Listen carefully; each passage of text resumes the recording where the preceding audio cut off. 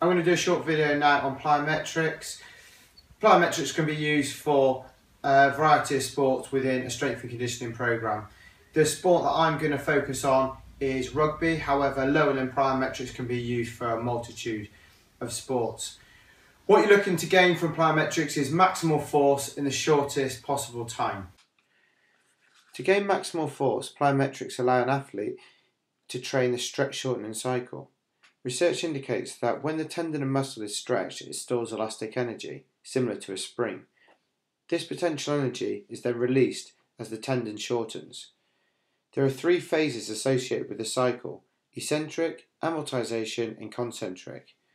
Why is this important to the athlete?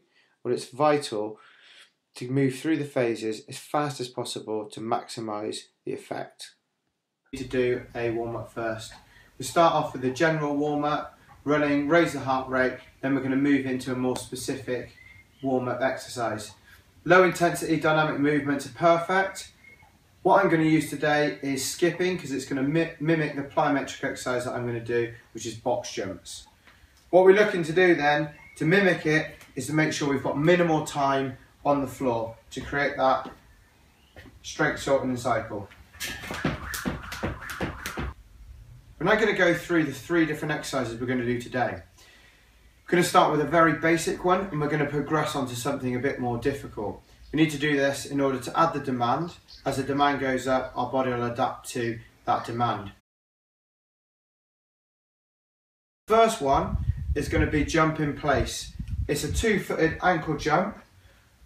My feet are going to be shoulder width apart. From there, I'm going to use 2 hands to lift myself up. There's going to be a slight bend before we land and repeatedly jump on the spot. So we're looking for minimal time on the floor. Okay.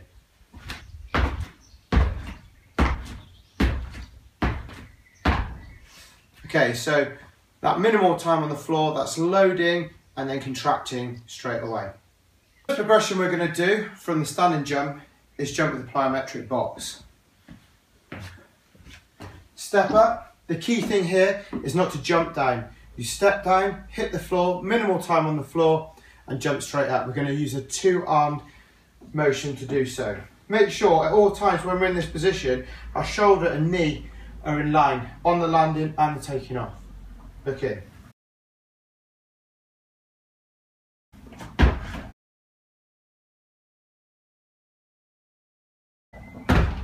Move on to the final progression. The last one, we jumped off and straight back up. All we've done now is added another box. This is just going to be a bit more motor control, and if we need to progress even further, we can up the height of the box.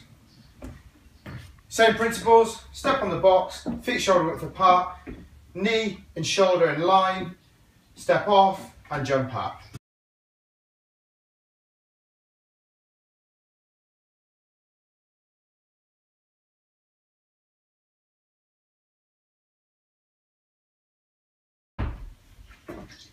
As simple as that. So the key points there are just that minimal time on the ground, making sure we set ourselves up nicely so we've got the most amount of contractional force, and using the arms as well. Now we need to think about how we're going to put that into our strength and conditioning programming. For a rugby player, we're going to be doing a lot of resistance training. You can put this into your resistance program. Often it's used upper body resistance training, lower body plyometrics, and then the other way around. So if you're resistance training on the lower body, upper body plyometrics. Sometimes you can mix them together in a more complex training program, but it's generally used the way I've just described. As well, you're going to need a good amount of aerobic capacity, so you can use this in an aerobic program, but make sure you use it before you do your aerobic training, as your aerobic training could impede how you move for this plyometric training. Rest periods, 1 in 5 to 1 in 10 is prescribed for this. So the time that you're using in the exercise, you should then have that amount of period off. You don't want to be doing any aerobic conditioning during this. Repetitions, if you're a beginner, you're going to do up to 80 reps, 80 and 100. If you're intermediate, 100 to 120, and then advanced 120 to 140. And 1 rep will constitute every time your feet land on the ground.